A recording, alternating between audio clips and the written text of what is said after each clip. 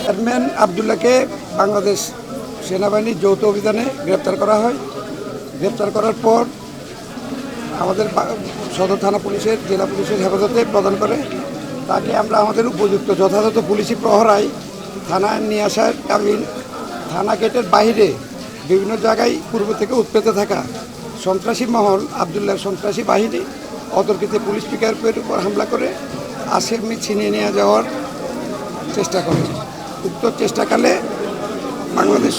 Bangladesh সুসংবদ্ধ police যথাযথ professionality এবং দায়িত্বের বোধের পরিচয় দিয়ে সন্ত্রাসীদেরকে প্রতিহত করে আসামি এখন আমাদের হেফাজতে আছে।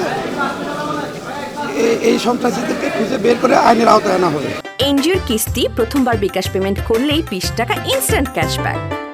2024-এর ছাত্র জনতার এই স্বাধীনতা আন্দোলনের পরে যারা ছাত্র জনতার রক্ত এবং জীবন হরণ করেছে তারা এখনও বিভিন্নভাবে সক্রিয় আছে।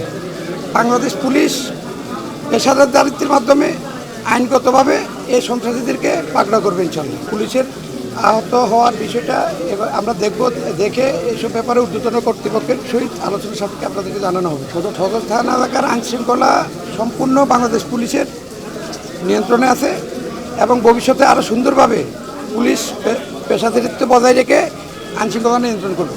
অবশ্যই ইতিমধ্যে আমাদের কক্সবাজার জেলার মাননীয় পুলিশ সুপার মহোদয়, যিনি অত্যন্ত দক্ষ এবং পেশাদারিত্ব বজায় রেখে কক্সবাজার জেলাকে মাত্র অল্প কয়েকদিনে আইনশৃঙ্খলা পরিস্থিতিকে নিয়ন্ত্রণে নিয়েছেন। স্যার উক্ত বিষয়টি অবগত হয়েছেন। আমাদের পুলিশ সুপার মহোদয় উক্ত বিষয়ে ফুটেজ সহ বিভিন্নভাবে আমাদের সোর্সের মাধ্যমে আমরা তদন্ত করে স্যার নির্দেশ দিয়েছেন এটার বিরুদ্ধে ব্যবস্থা গ্রহণ করা হবে।